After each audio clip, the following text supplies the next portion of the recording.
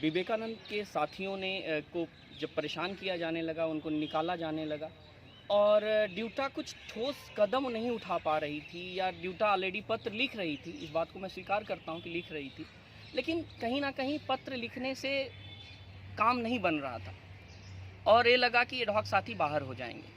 और एक वरिष्ठ नेता का इस पे बयान भी आया कि अगर यहाँ से नहीं बचते हैं तो इसके बाद पूरे डीयू में कत्लेआम होगा। हम लोग और सहम गए कि अब इसको तो बचाना ही पड़ेगा, आर पार की लड़ाई लड़नी पड़ेगी। और हम कुछ एडहॉक साथियों ने निश्चय किया कि हम विवेकानंद कॉलेज में जाएंगे और धरने पे बैठेंगे।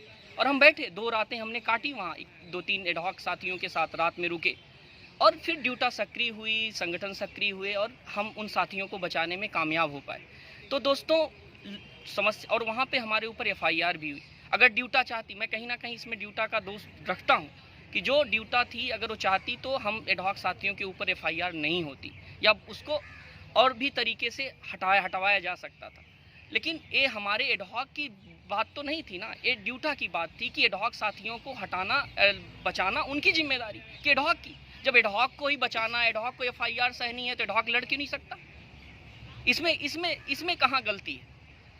कि कोई एडहॉक अगर लड़ रहा है चुनाव में तो ड्यूटा को और स्ट्रांग कर रहा है, किसी लोकतांत्रिक संगठन को और स्ट्रांग कर रहा है।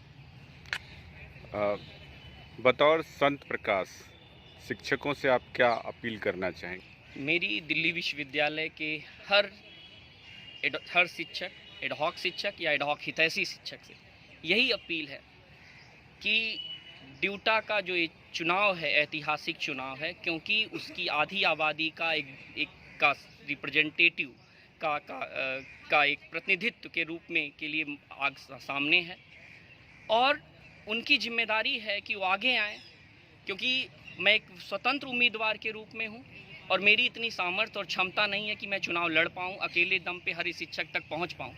अब ये चुनाव एक एक्चुअली संत प्रकाश का चुनाव नहीं है, ये चुनाव एक किसी मुख्य मुद्दे का चुनाव है, एक पर्टिकुलर व्यवस्था के खिलाफ चुनाव है, उसको समाप्त करने का चुनाव है। उन सब की जिम्मेदारी है कि अब कि वो खुद आगे आएँ, इस चुनाव में खुद कैंपेन करें और अपने मुद्दों के लिए अपनी लड़ाई लड़ें। संत प्रकाश जी, आप इंडिपेंडेंट कैंडिडेट हैं, हमें लगता है कि आपने खुद ही फैसला लिया होगा इस चुनाव में जाने का, लेकिन फिर भी शिक्षकों के बीच बहुत सारी बातें रहती हैं। उनमें एक बात रहता है कि कोई भी एडहॉक टीचर जब खड़ा होता है या मैदान में, चुनावी मैदान में, तो उस पर आरोप लगते हैं कि उनको कहीं ना कहीं किसी पार्टी ने जानबूझकर खड़ा किया है ताकि दूसरी पार्टियों का वोट काट सके। जी सर, ये आपने बहुत बेहतरीन सवाल किया। 2 चीज़ें हैं, एक तरफ तो आधी आबादी को आप प्रतिनिधित्व नहीं देते हो, दूसरी तरफ अगर आधी आबादी अपने हक के लिए, अपनी लड़ाई के लिए, जो ऑलरेडी लड़ाई में थी, ड्यूटा के साथ खड़ी थी और ड्यूटा से, और कहीं कहीं तो ड्यूटा के बिना भी खड़ी थी, जो 3 साल रोड पे रही, धरने पे अकेले सोई, पूरे कोरोना काल में फेसबुक पर ये बात लिखते रहे कि 5 दिसंबर का पत्र का अनुपालन होना चाहिए, विवेकानंद में जाके सोते हैं और उनके ऊपर ये आरोप लगाया जाता है कि कहीं ना कहीं किसी पार्टी का सह है।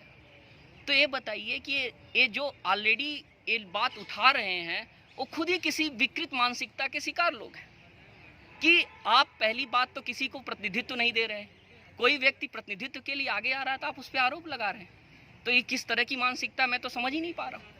और तो अपने आप में ही एक बहुत बड़ा प्रश्न है, एक सवाल है, उनके ऊपर ही सवाल खड़ा होता है कि आप किसी पर्टिकुलर एक व्यवस्था के शिकार लोगों को आप रिप्रेजेंटेशन ही नहीं दे रहे हैं, और अगर वो आ रहे हैं, रिप्रेजेंटेशन मांग रहे हैं और लड़ रहे हैं, तो आप उनके ऊपर क्वेश्चन मार्क कर रहे हैं। तो एक बात बताइए, 15 एग्जीक्यूटिव के सदस्य हैं, अगर एक संत प्रकाश हो जाएगा किस पार्टी को कर देगा, क्या कर लेगा? मैं प्रेसिडेंट लड़ रहा हूँ?